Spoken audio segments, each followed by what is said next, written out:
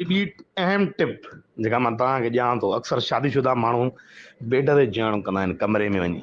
पोइ इहो बेड भेण जो चुर तिरकंदई गोॾा भावना अथई, माण्हू पोइ हिते ईअं खिसकंदो वेंदो थी रंडीअ जो पुटु। पोइ उनखे करण लाइ तव्हांखे छा करणु घुरिजे, माना हे पासो आहे न बेड जो, माईअ खे तूं बेड पाण माना बेड ते गोॾा न रख, उरते छिक माईअ खे, छिके पैर ज़मीन के पता है, जमीन से जुड़ा हुआ आदमी हूं मैं, सम्झई न, ईअं चए जमीन से जुड़ा हुआ आदमी हूं। ज़मीन में पैर फसाया, पोइ ईअं टंगा हवा में हुजनि, बसि ईअं टचक टचक, पोइ ढेकनि जा उहे साउंड निकिरंदई, वाह टप चिक, मां चवां थो ईअं क्रेज़ी फक करे हिकिड़ो, ईअं क्रेज़ी फक। ॿी अहम टिप जेका मां तव्हांखे ॼाणां थो, अक्सर शादीशुदा माण्हू बेड ते जीअण कंदा आहिनि कमरे में वञी। पोइ इहो बेड भेण जो चुर तिरकंदई गोॾा भावना अथई, माण्हू पोइ हिते ईअं खिसकंदो वेंदो थी रंडीअ जो पुटु।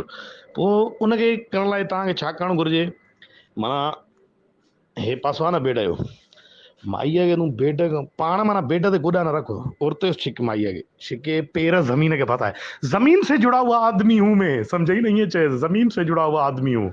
ज़मीन में पैर फसाया, पोइ ईअं टंगा हवा में हुजनि, बसि ईअं टचक टचक, पोइ ढेकनि जा उहे साउंड निकिरंदई, वाह टप चिक, मां चवां थो ईअं क्रेज़ी फक करे हिकिड़ो, ईअं क्रेज़ी फक।